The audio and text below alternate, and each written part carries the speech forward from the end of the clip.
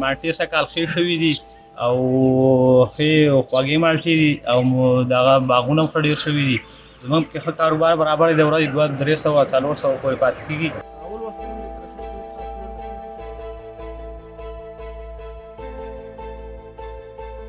سړک په غاړه خرڅېږي، چې بازار مازار شی نه لري. بنده دا هیله ده چې دلته یو بازار جوړ کړي. موږ دا مېوې ویسو هلته په بازار کې خرڅ کړو. زموږ دا هیله ده چې موږ ته د زراعت ریاست نه د بوټي هم راکړي. دا بوټي هم خراب شوي دي.